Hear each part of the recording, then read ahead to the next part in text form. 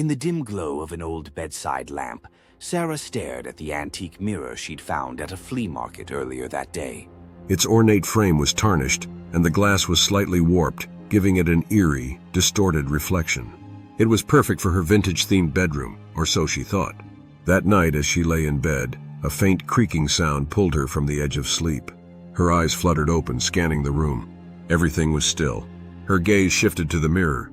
For a moment, she swore she saw movement, a flicker of a shadow that wasn't hers. "It's just my imagination," she whispered, turning over to face the wall. But the moment her eyes closed, the faint creaking returned, louder this time. She turned back toward the mirror. Her heart froze. The reflection was wrong. It showed her room, but darker, colder. In the reflection, a figure stood at the edge of her bed, a tall, shadowy silhouette with glowing red eyes. Sarah bolted upright, looking around the room. Nothing was there. She turned back to the mirror, and the figure was gone. Her breath came in short gasps as she reached for the lamp. Her fingers trembled as she flipped the switch. Light flooded the room, chasing away the shadows, and the mirror reflected only her wide-eyed terror. The next day, she decided to cover the mirror with an old sheet, hoping that would end the nightmare. That night, as she lay in bed, she felt a presence. A cold breeze brushed her cheek, even though the windows were closed. She turned toward the covered mirror.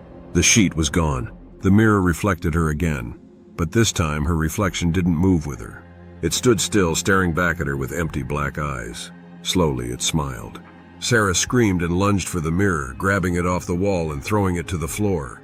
The glass shattered into 1,000 pieces, each shard reflecting a fragment of the dark, grinning figure. Her breathing slowed as she stared at the shards. The figure seemed to dissolve, retreating into the jagged pieces. But just as she thought it was over, a faint whisper came from behind her. "You can't escape me."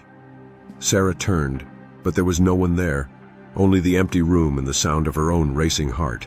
The mirror was gone, but she knew the shadow wasn't. It never would be. Thank you for watching. If you enjoyed the story, don't forget to like, share, and subscribe for more spine-chilling tales. See you in the next nightmare.